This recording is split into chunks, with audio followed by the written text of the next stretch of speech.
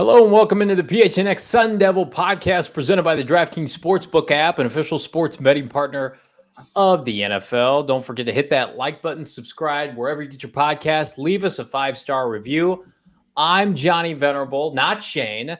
This is my good friend Derek, not Michaela, and we're here to not Michaela, and we're here to cover what was. Let me make sure I get this title right, Derek. The SRS Distribution Las Vegas Bowl. In all seriousness, prestigious SRS Distribution Bowl, by the way.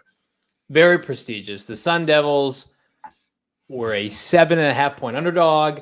They lose by 7, 20-13 against Wisconsin. Derek, initial reaction to what we just saw here on the eve of New Year's Eve in college football.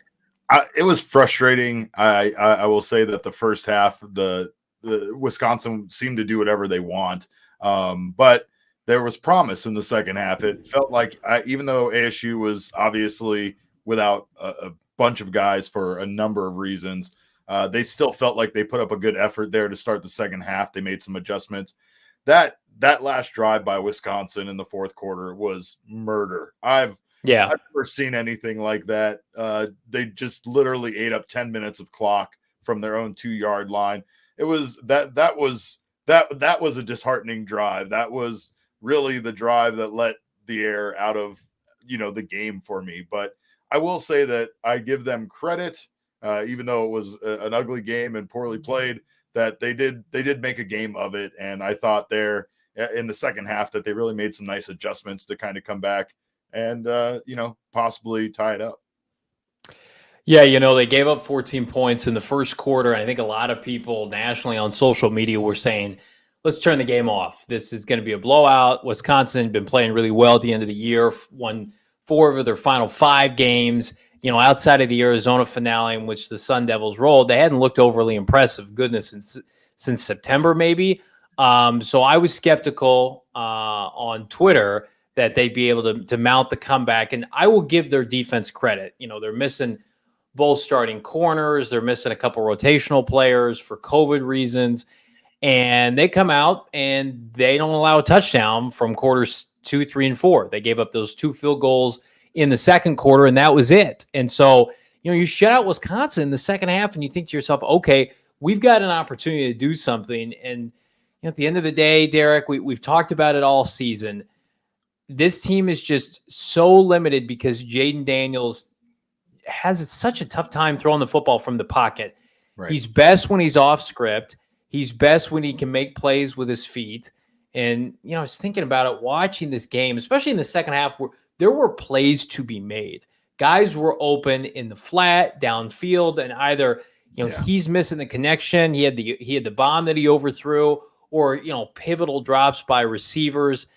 I just think this offense, and this is probably a conversation for another day, this offense needs to be, if he returns as a starting quarterback as a senior next year, needs to be completely revamped. They had opportunities to do design runs up and down on this Wisconsin Badger defense that, they're putting 8 in the box, but, they had a difficult time containing Daniels' athleticism. ASU and Herm Edwards didn't do enough to utilize his athleticism to make an impact and to keep them guessing in the second half. Instead, a lot of negative plays. I mean, I thought for a second there I was watching a Cliff Kingsbury offense. Horizontal throws, tackles behind the line of scrimmage, jump balls up to save themselves on 3rd and long. Very minimal rhythm, especially when you consider Wisconsin in the third quarter was barely on the field. ASU had multiple chances and just couldn't get it done. Yeah, I mean, realistically, Jayden Daniels, the only thing he could do well was rush the ball, and I mean, he had some great opportunities there to make some connections and just missed the passes. Just does not look like a solid quarterback. And I don't know if he can be molded into that, but he definitely looked tonight like a running back that can throw the ball, not like a quarterback. Yeah, I mean, I don't even know. People are saying, prior to this season, well, he's not a quarterback at the next level, but he can be a really good college quarterback. Sure. I don't even know going into next year, is he a legitimate starting quarterback at the college level to get you to where you want to go? Certainly in the Pac-12. I think there needs to be some kind of open competition. he is so limited as a thrower. It's not an arm strength issue. I think he's got, we were talking to producer Jacob before the show, some Terrell prior to his game, but his accuracy is just so grossly limited. Their passing game's non-existent. If you would have asked me before the game, I would have thought that the defense would have struggled because if they were missing so many players. But you only give up 20 points. I mean, theoretically, you should win. And, I'm probably not giving enough credit to Wisconsin. They've got a top 1 to 2 defense that I saw in the country, and they had been giving up on average under 60 rushing yards per game. So they dominate on the ground. So I that's probably the most disappointing thing is even with Wisconsin's resume and their attributes being so significant, there was an opportunity for Arizona to win. And yet you watch that fourth quarter progress, and specifically that 10-plus minute drive that started inside the 5 for Wisconsin.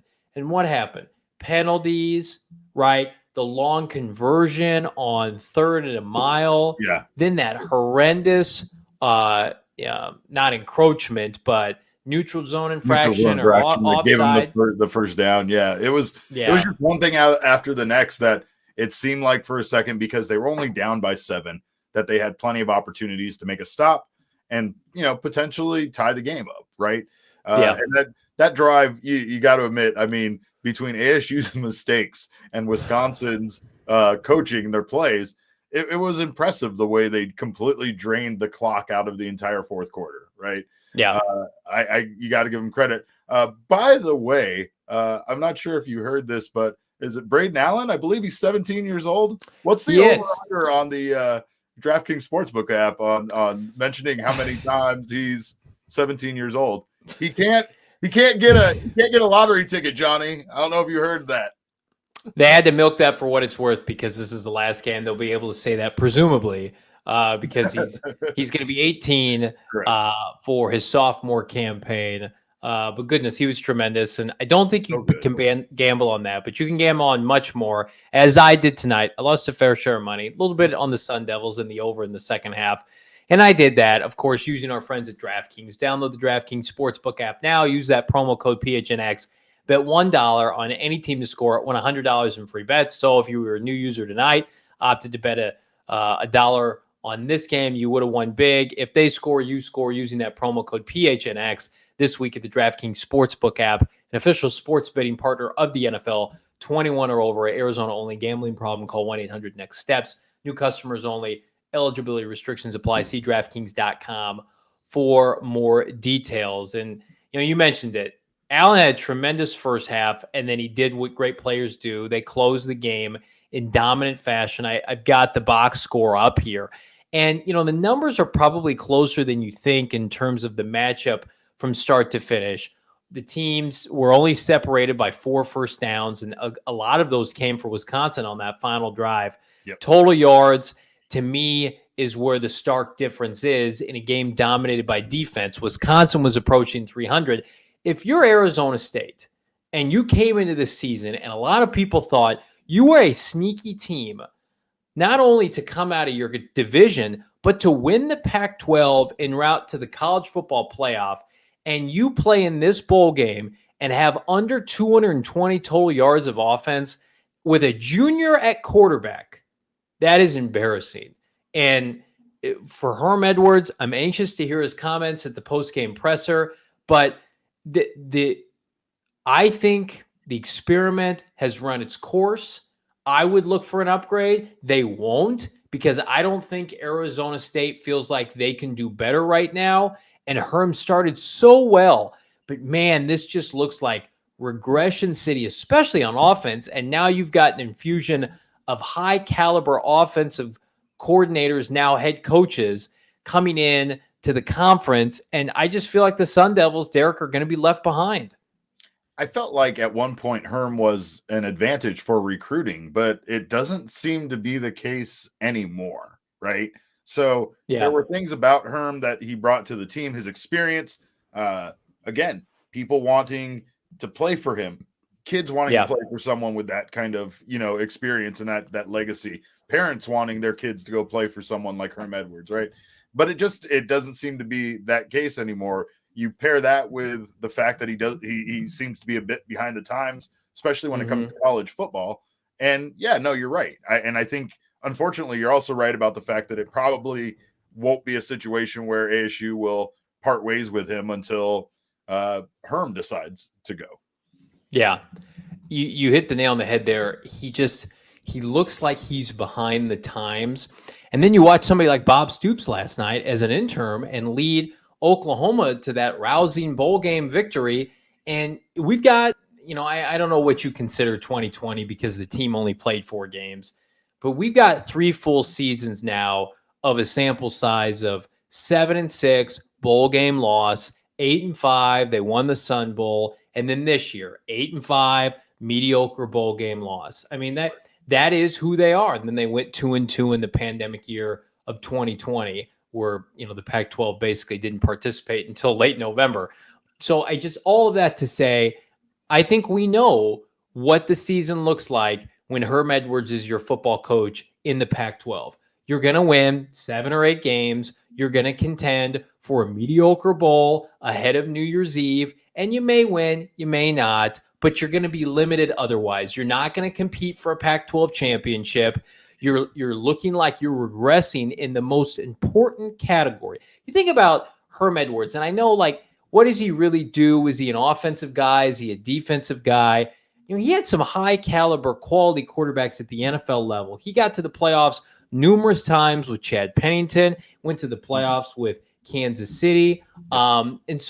And they had quality offenses, right? Most of that was in with regard to a dominant rushing attack. But this ASU team, Derek, they don't really have an identity offensively. And that was, again, on display tonight. Yeah, and not to mention the fact that Wisconsin is incredibly good at stopping the run, and that kind of is ASU's calling card, right? So ASU didn't do anything. Herm didn't do anything to have a different game plan here. When they did try to go to the air, try to do something else, it didn't work. And I mean, obviously we saw at least the Sun Devils make a good game out of it. But you can criticize them for Herm Edwards' play calling and all of that. You still have to give them some credit for the number of guys that they were missing in this game. Sure. And again, it sucks for the seniors who this is their last game, and it sucks that these circumstances all came up because they're not all just injuries, right? Right. There's guys just choosing not opting out, and that's kind of what we were left with. At the very least, you can be happy that they didn't lose 42-7 or something insane, right? This game felt very, very winnable at times, despite it did how absolutely one-sided the first half was. Yeah, it was a tale of 2 halves, and goodness, that first quarter was not a good look. Yeah, for ASU, but it felt over after that. It felt over after that. It did. What is a good look is our gear here at PHNX, VR PHNX merchandise locker. Check it out. Go get a shirt, $29.99, the softest fabric imaginable, or better yet, head on over to gophnx.com. Grab yourself a year-long membership to the phenomenal content that myself, Derek, all of our talented peers are churning out. $59.88 for the year. And on top of that, you're going to get a free t-shirt. That's gophnx.com, PHNX locker, to pick up your gear. Grab some stickers, $5. They're a hot commodity. They're going to run out before you know it. So all of that and more, PHNX locker, phnxlocker.com. Well, Derek, I'm going to pose a question to you. Sure. And you give me your honest opinion here. If you're looking ahead to next season for the Arizona State Sun Devils, are you moving forward with Herm Edwards as the head coach? If it's up to me, no. But if you're asking my prediction on ASU, yes. They will, like I said, I believe they will move forward with Herm until Herm is ready to not move forward anymore. I think he, even though might not deserve that level of respect and clout at ASU, he's given it. And I mean, yes, over his career, he might deserve it, but I think everybody deserves to be assessed on their ability to do their job. I don't believe that anybody should be, just given opportunities when they've failed to get better. You brought up Cliff Kingsbury, and even with all the criticism Cliff Kingsbury and the Cardinals have gotten this year, they've at least improved over his time as the coach. You saw it slowly, but you saw over the course of the last few seasons that team improve. What you brought up about ASU is the truth about Herm Edwards as the coach. You don't see an improvement.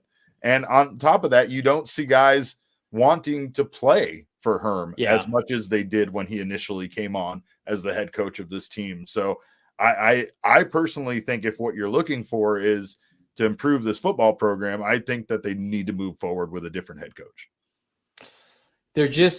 I now agree with you. They're just not as explosive enough right now to contend in the Pac-12. Gone are the days of Brandon Ayuk's of the world that can come in and take over a game. And goodness, when you look at the receivers they were trotting out tonight, with all due respect to George Hart III and Bunkley Shelton, I mean, these guys are marginal players at certainly the highest level of college football if you want to contend in the top 15. So that's disappointing. What I will say, on a brighter side, it looks like walk-on freshman, true freshman, BJ Green looks like a real player. 2 sacks tonight. Yeah. He's actually the season leader for sacks for ASU this year as that outside edge rusher. So he looks like a player to watch moving forward. And who knows, maybe the defense is kind of their calling card right now in this transition period. They ended the year, they held Arizona to 15 points. They were competitive defensively against Oregon State, USC.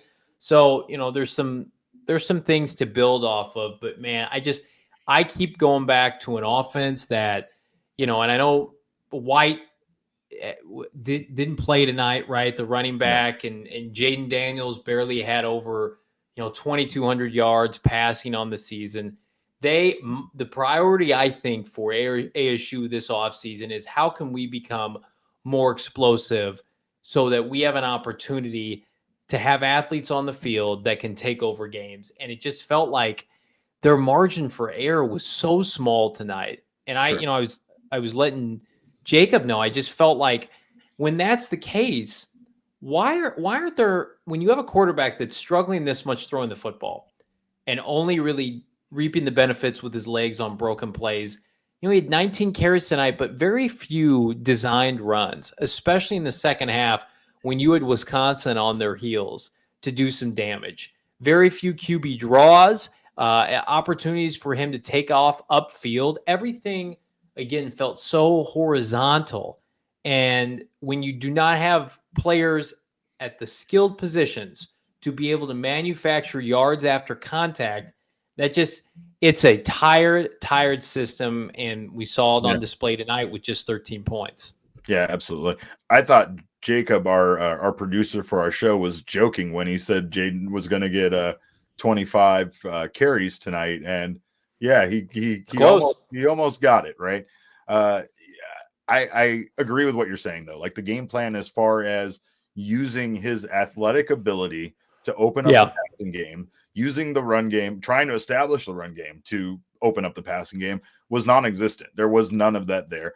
There was attempts at catching the defense off guard consistently, which is just a weird way to call plays. Like, and even the design plays that they tried to run, Daniels couldn't hit the receivers, No, and that was the problem. Is there were plays to be made, again, deep throws that were open, holes that they were finding in the secondary, and for whatever reason the execution wasn't there. And that's execution that ideally is cleaned up in the early months of the season. Sure. You should not be missing throws like that on a neutral field in Las Vegas where the temperature and the elements are minimal. That should be as, easy a pitch a catch as 7-on-7 that you're doing over the course of the summer. And that just, to me, that again hammers the point home.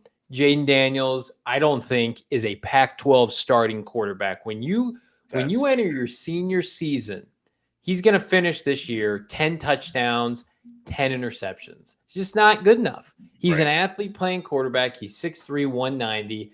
You need to find opportunities to get him the ball, maybe in the open field. Maybe he can transition. But, I mean, you look back this year, no games with more than 2 touchdowns thrown.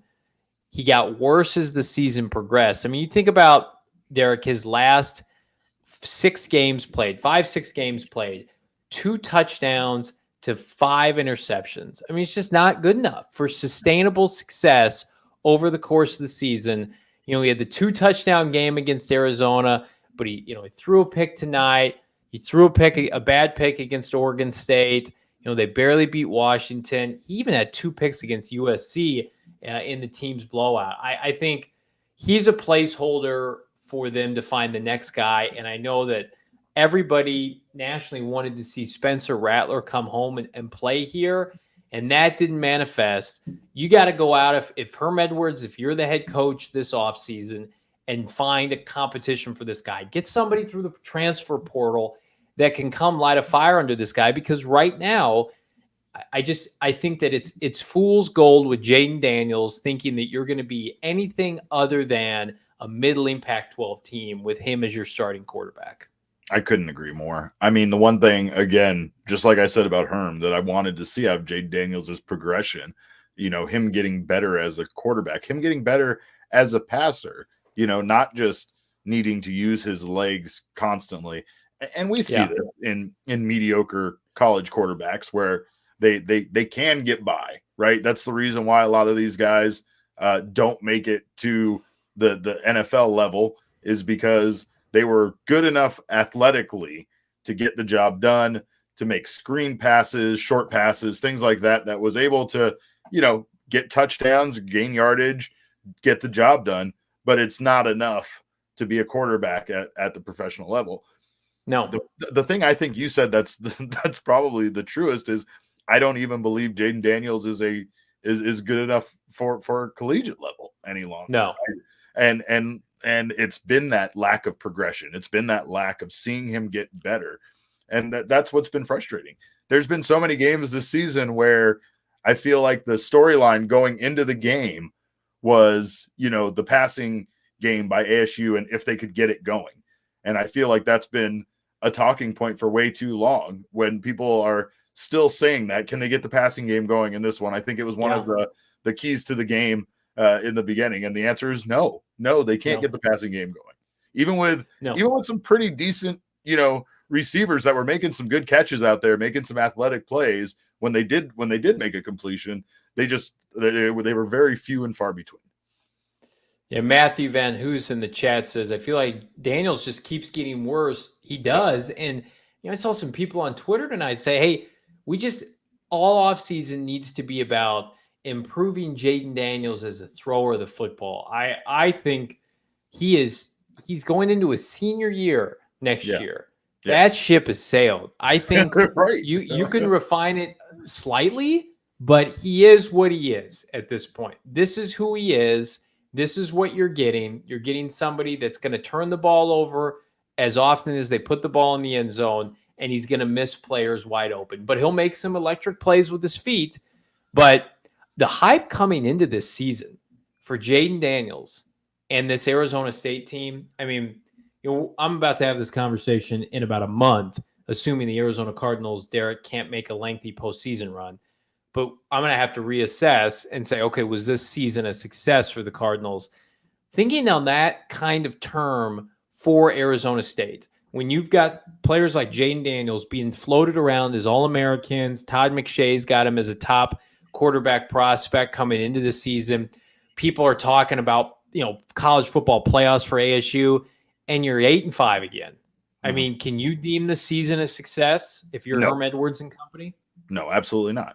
Absolutely not. And if you do, then what you're accepting is mediocrity, right? Yeah. Like people have talked about the comments that certain people make. I want my athletes to be fired up. I want them to be angry about a season like this. I don't want them to be complacent with a season like this. I don't want them to look back and say that an 8-5 season where they lost the illustrious SRS distribution Las Vegas Bowl is okay or sits well with them, right? Like I if anything, I want to hear how pissed off guys are or how dissatisfied they are with how the season went.